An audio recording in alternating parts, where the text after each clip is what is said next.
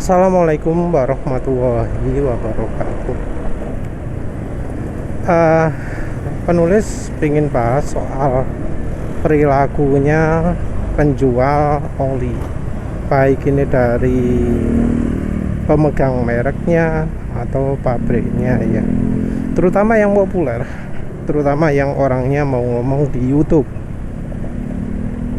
atau yang ya dimanapun lah, mau lewat perwakilan atau dari foundernya, dari CEO-nya, dari pemiliknya juga sama lah. Penulis sudah temukan 3 merek ya, merek Opoy. Yang satunya Main Circle, satunya Welty, satunya lupa.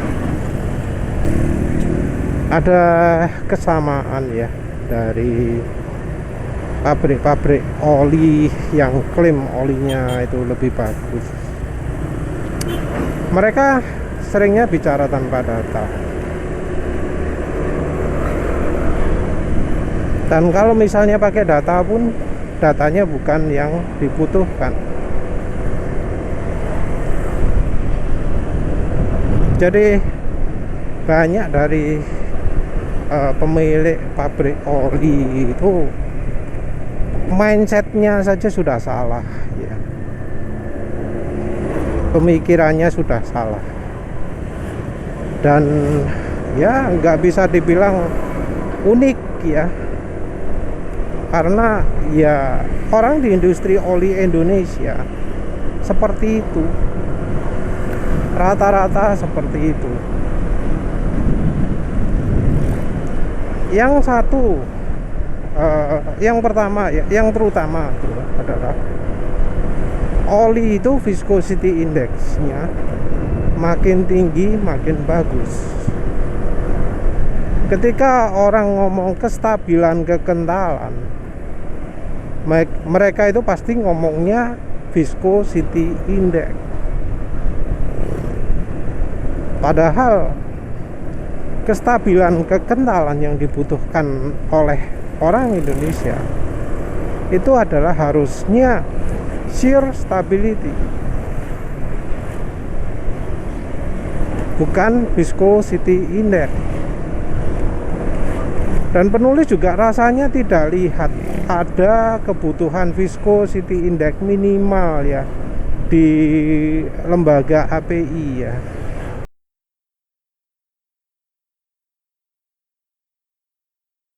Angkanya juga kalau ada pun rasanya sangat kecil.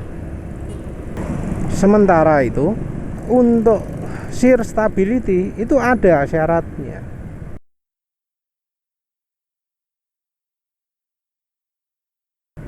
Syaratnya adalah nggak boleh turun grade. Nggak boleh turun grade itu artinya adalah ketika dipakai oli itu tidak boleh sampai jadi lebih encer dari yang tertera di bungkus botolnya. Yang tertera di bungkus botol itu adalah batasan kekentalan ya. Jadi kekentalannya oli 5W40 itu adalah dari sekian sampai sekian. Nah, angka itu nggak boleh dilewati. Terutama adalah nggak boleh sampai lebih encer dari grade oli tersebut. Jadi oleh karena itu oli-oli jarang sekali dibuat kekentalannya mepet bawah grade-nya. Biasanya disetel set tengah-tengah ya. Tapi persepsi kita entah kenapa adalah viscosity index yang sangat tinggi. Bahkan yang merek Welty penulis barusan dengar 180 viscosity index-nya. Itu adalah angka yang sangat tinggi ya.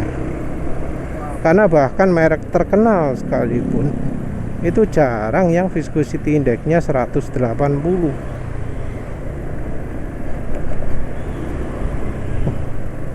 Bahkan untuk oli yang kelas full sintetik sekalipun nggak sampai segitu biasanya. Mungkin rata-ratanya kira-kira 160 lah. Itu pun ada yang lebih rendah seperti misalnya 140. Kalau oli diesel juga malah makin besar, misalnya 130.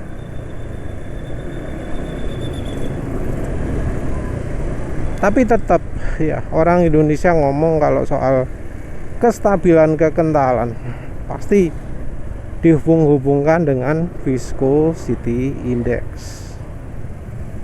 Jadi ngomong, oh kendaraan dipakai pasti tetap stabil kekentalannya karena viscosity indexnya tinggi. Padahal ketika dipakai, oli itu mengalami encer bukan hanya dari suhu, tapi juga dari shear, dari perlakuan mesin.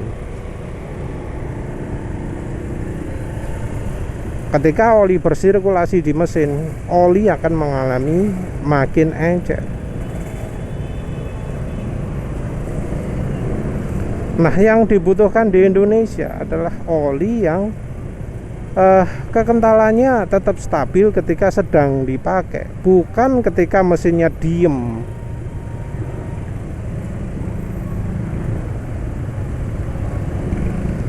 Orang argumentasinya, oh kalau macet-macet bakal tetap stabil karena viscosity indexnya tinggi.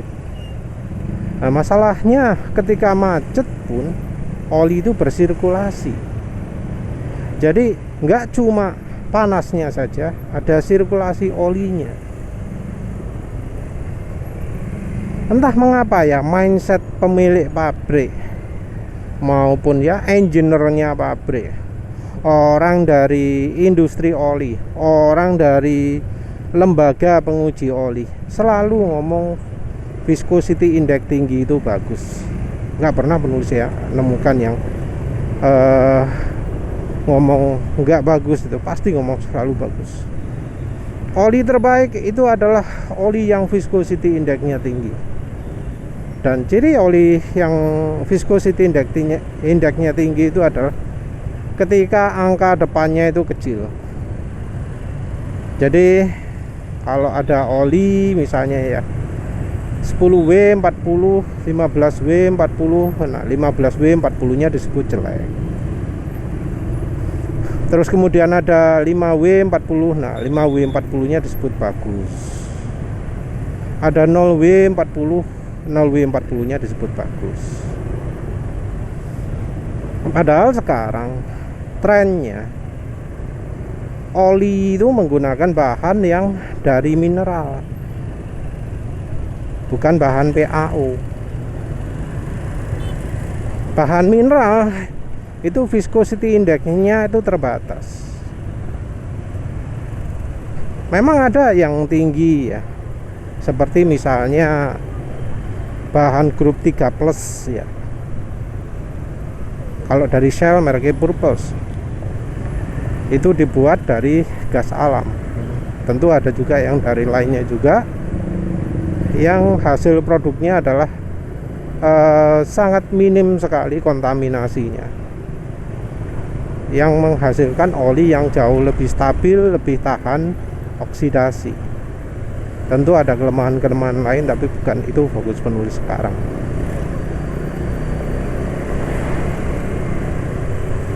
Tapi tetap ya, intinya adalah itu masih masuk mineral. Nah, karena mineral, viscosity indexnya nggak bisa sangat tinggi. Penulis yang tahu, kalau dari sisi perbandingan, kalau lihat websitenya Exxon Mobil, bagian yang jual oli MPAU kalau nggak salah ya, atau CPAU, mungkin MPAU. Entah kalau penulis salah merek ya, mungkin merek Opel atau Oppo lah, habis sembuh. Jadi dari website itu diperlihatkan bahwa ada beda ya antara viscosity indexnya oli PAU dengan oli grup 3 plus. Grup 3 plus kalau nggak salah 130-an ya. Oli PAU pun terbatas.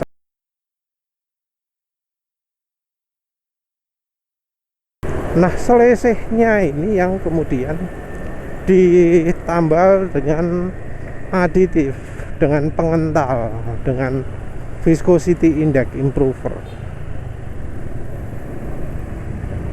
Masalahnya adalah viscosity index improver ini membuat oli itu jadi lebih nggak stabil pada saat pada saat dipakai. Dan ya jadinya ketahanan oli ini jadi sangat bergantung pada berapa banyak aditif penambah viscosity index ini dipakai. Misal oli yang dipakai, bahan dasar olinya itu punya viscosity index 130 ya. Untuk menaikkan ke 150 ya pastinya viscosity index improvernya butuh banyak. Apalagi kalau dibutuhkan kemudian viscosity index 180. Wah, jauh lebih banyak lagi. Nah, untuk bisa mencapai viscosity index yang tinggi, artinya akan menggunakan banyak sekali cairan viscosity index improver. Nah, oli yang dari asalnya itu sudah nggak stabil akan jadi makin nggak stabil lagi kekentalannya, makin cepat encer. Cepat encernya karena oli ketika mengalami sirkulasi dalam mesin itu akan jadi encer. Dan sifat dari viscosity index improver makin jauh lebih parah lagi daripada oli mesin yang bahan mineral ini. Jadi oli mineral itu sudah termasuk buruk shear stability-nya, ditambahi aditif yang jauh lebih parah lagi shear stability-nya. Sudah jatuh tertimpa tangga, istilahnya peribahasanya kayak gitu. Nah, orang Indonesia bangga ya kalau olinya itu menggunakan bahan grup 3, karena bahan grup 3 dianggap yang paling bagus. Padahal ya itu dianggap paling bagus karena marketingnya oli grup 3-nya ya. Kalau marketingnya oli PAO ya pasti bakal beda lagi kayak ngomongnya. Tapi biasalah orang Indonesia kan mudah kemakan iklan. Jadi viscosity index yang tinggi itu membuat pemilik pabrik yang menentukan kebijaksanaan mau buat oli bagaimana, atau pemilik merek tepatnya ya, itu memilih oli yang ironinya justru jadi makin nggak stabil ketika dipakai. Dan mereka pun menjual olinya mahal dengan alasan, loh iya, oli saya ini viscosity index-nya tinggi, oleh karena itu saya harus jual mahal, karena saya pakai aditif viscosity index improvernya banyak, jauh lebih banyak daripada merek-merek lain, maka saya harus jual lebih mahal. Nah, rasanya ini ya salah satu yang menyebabkan oli-oli mahal itu kualitasnya jadi buruk.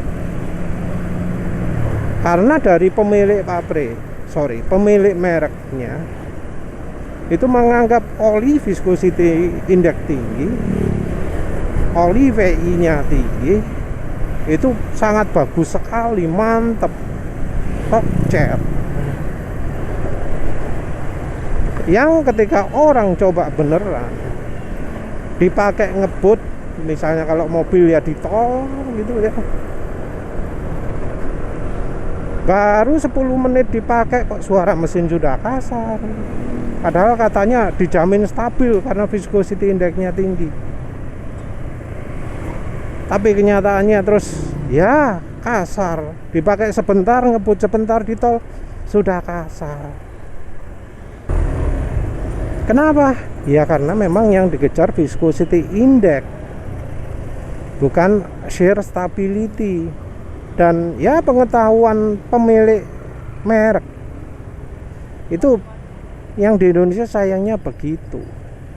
Ya terpengaruh juga oleh orang-orang yang bekerja di dunia oli di Indonesia yang menganggap viscosity index tinggi itu bagus. Ya mungkin karena biar mereka bisa menjual produk viscosity index improver mereka ya. Dan ya dari yang penulis perhatikan, nggak ada tuh yang pemilik merek yang melakukan demonstrasi dibarengi misalnya, ayo ini tak barengi dari Jakarta ke Surabaya lewat tol kecepatan tinggi terus, dijamin sampai Surabaya suara mesin tetap halus. Penulis nggak pernah lihat ada yang melakukan uji seperti itu ya. Misalnya terus sampai Surabaya, biasanya pakai oli merek kompetitor yang harganya setara, karena harganya 250, ya anggap aja Ravenol VST atau Ravenol DXG ya. Terus dibandingkan dengan oli mereka, buka mesinnya, tunjukkan alat dB meter, dipasang, lihat nih gitu ya. Penulis sampai sekarang nggak pernah lihat ada yang seperti itu, atau pakai yang barengi di jalan tol ngebut pun nggak pernah lihat. Terus yang berikutnya adalah oli itu lebih encer, lebih baik ya. Walau ada juga yang seperti dari dokter mobil itu ngomong oli itu nggak boleh terlalu encer. Ya ada juga sih yang lain yang ngomong nggak boleh terlalu encer. Alasannya ya macam-macam, tapi secara keseluruhan ngajak orang pakai oli encer. Ngomong oli pakai misalnya 20W 50 itu terlalu kental. Ya mungkin benar lah ya, kalau misalnya cuaca di Indonesia ini sama dengan di luar negeri. Karena yang namanya oli itu harus disesuaikan dengan suhunya, disesuaikan dengan beban atau power dari kendaraan tersebut. Kendaraan yang powernya gede nggak bisa pakai oli encer. Padahal ya yang namanya kekentalan itu ya sebenarnya harus disesuaikan daerah. Orang-orang berpikir bahwa oh pabrikan menganjurkan oli encer itu adalah kondisi yang sama dengan yang di Indonesia. Padahal ya itu oli diujinya di Jepang sana, di Jerman sana, ditambah dengan rekomendasi oli viscosity index tinggi, maka oli rekomendasi dari mereka itu ya sering jadi terlalu sangat encer. Jadi ya orang itu memilih 20W 50 itu ya sebenarnya ada loh ya yang bukan karena buku manual, tapi merasa olinya ya yang cocok itu. Kenapa kok jadi cocok pakai 20W 50? Karena ya tadi itu, karena oli viscosity index tinggi, olinya punya kekentalan yang mudah sekali jadi encer ketika kendaraan jalan.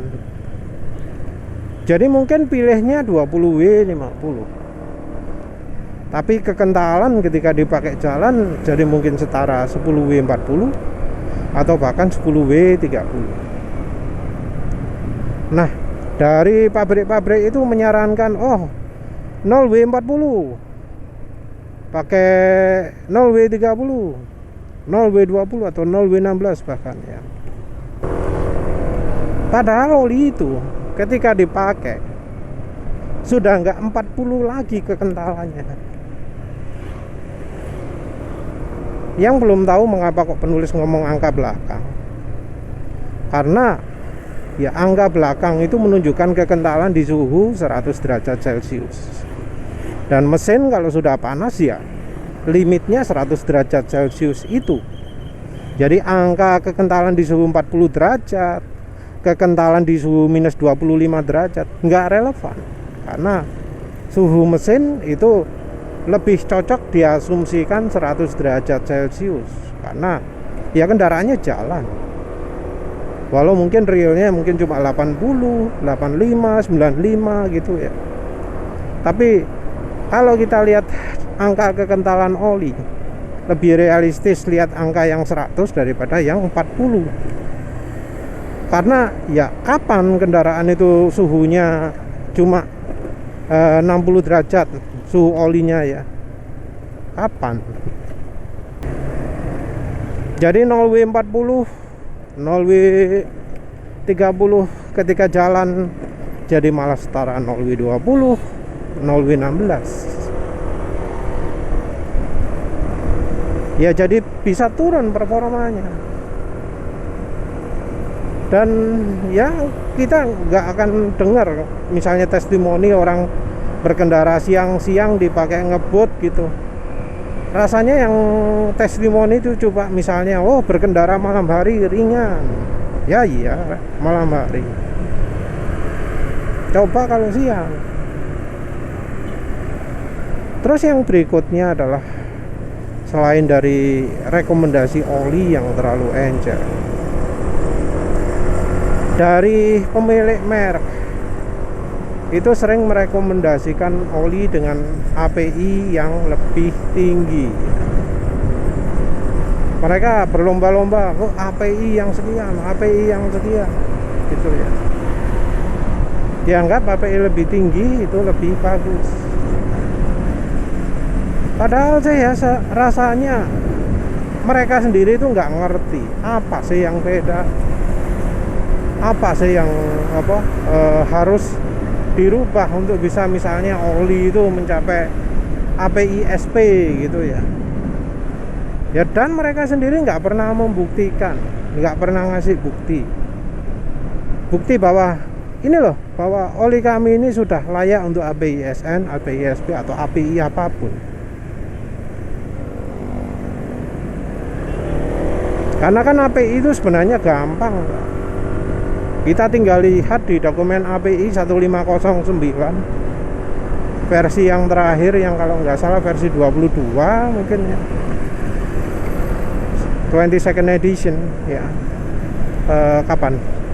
Tahun kemarin ya, kalau nggak salah Oktober 2023. Boh lali. Kita bisa lihat di situ apa sih yang jadi syarat-syarat kelulusan API. Nah, pemilik merek ini nggak pernah ada yang membagikan data, membagikan hasil pengukuran API ini. Kenapa? Ya karena mereka nggak punya datanya, satu, nggak pernah melakukan pengecekan sendiri. Mereka bisa aja malah nggak tahu apa itu dokumen API 1509 itu. Dokumen yang sangat penting untuk mereka-mereka yang butuh melakukan sertifikasi oli. Penulis ragu mereka tahu akan keberadaan dokumen API 1509. Walau ngomong, oh oli kami sudah API ini sehingga gini. Nggak yakin. Dan dari menganut API yang paling tertinggi ini seringnya pemilik merek tidak memperhitungkan soal bahan bakar. Karena jadi salah satu kebutuhan ya, requirement untuk API yang terakhir, misal API SP kalau untuk mesin bensin, API CK untuk mesin diesel, itu jadi persyaratan bahwa bahan bakar yang dipergunakan itu minim Euro 5. Nah, bahan bakar kita apa sudah Euro 5? Wes anggap aja Pertamax Turbo sudah, Pertadex sudah. Nah, Pertamaxnya gimana? Biosolarnya bagaimana? Pemaneh Pertalite gimana? Dan unik sekali ya ketika dari mereka ini ya, yang ngomong API itu harus API terakhir, nyebut bahwa oh TBN-nya oli harus tinggi karena kebutuhan Indonesia itu misalnya oh harus tahan panas dan gini gitu. Padahal ya kalau untuk memenuhi syarat API ada syarat TBN itu nggak boleh lebih dari angka sekian, sepas nggak boleh lebih dari angka sekian, dan mereka nggak tahu soal itu. Nah, satu lagi yang sering jadi salah pengertian dari pemegang merek, pemilik merek, itu adalah soal full sintetik dan mineral. Mereka itu sering nyombong bahwa oli full sintetik itu jauh lebih baik daripada mineral, ya. Entah mineral ini yang dimaksud yang mana, tapi ngomongnya selalu gitu. Ada sih yang eksplisit menyebutkan bahwa oli grup 2 itu adalah semi sintetik, oli grup 3 ini adalah full sintetik. Dan mereka itu membandingkannya, ngomongnya selalu full sintetik dibanding mineral, dengan menunjukkan gambar molekul yang seragam versus yang tidak seragam. Kemampuan dibilang lebih baik, padahal ya kemampuan yang mereka tunjukkan itu bukan mengacu pada oli full sintetik yang mereka maksud. Karena full sintetik yang mereka maksud sudah beda dengan full sintetik zaman dulu. Zaman dulu full sintetik itu adalah grup 4 dan grup 5. Secara akademis sampai sekarang juga oli full sintetik ya grup 4 dan grup 5. Tapi di kalangan pembuat orang-orang oli yang berhubungan dengan penjualan oli itu beda. Oli grup 3 disebut sintetik, bahkan ada yang grup 2 disebut sintetik. Dan ini bermula semenjak zamannya Castrol sengketa dengan Exxon Mobil, ya, karena Castrol itu menjual Castrol Sintek sebagai full sintetik, padahal bahannya bukan bahan grup 4 tahun 1990 ya, kalau nggak salah. Itu sudah rame itu, ada kasus seperti itu. Orang luar negeri itu pasti banyak yang tahu. Tapi pemilik merek oli di Indonesia nggak ada yang tahu. Entah mungkin karena saat itu mereka belum lulus sekolah kali ya. Jadi mereka nggak tahu mungkin. Jadi ngomongnya, sintetik lebih baik. Padahal itu adalah pengertian masa lalu ketika sintetik itu masih PAO. Dan ini mereka paksakan, mereka forsirkan, sintetik yang grup 3 itu bagus, sintetik grup 2 itu bagus daripada mineral. Padahal di pengertian zaman dulu yang mereka pakai itu ya mineral. Jadi ketika mereka ngomong pakailah full sintetik daripada mineral, nah itu sebenarnya mereka sudah mengcounter merek sendiri, merek mereka sendiri. Jadi sebenarnya mereka itu jual oli mineral, tapi promosinya full sintetik. Seakan-akan oli mereka lebih baik, padahal mineral yang kemampuannya buruk, ya. Yang terutama buruk dari oli grup 3 itu, walau memang diakui dunia, sifatnya sudah mendekati oli PAO, ada satu sifat yang rasanya itu masih sulit dicapai oleh oli mineral. Apa itu? Kemampuan daya tuang di suhu sangat dingin dan shear stability alias ketahanan olinya. Nah jadinya sekarang pemilik merek, pembuat oli, peminta resep oli, yang menentukan resep oli, itu jualnya oli yang menurut mereka itu sangat luar biasa. Tapi justru di lapangan Enggak. Oleh karena itu ya untuk testimoni itu jarang dilakukan sambil jalan ya. Karena apa? Ya bakal ketahuan olinya cepat rusak. Ya wis lah, itu saja. Terima kasih udah menonton. Assalamualaikum warahmatullahi wabarakatuh.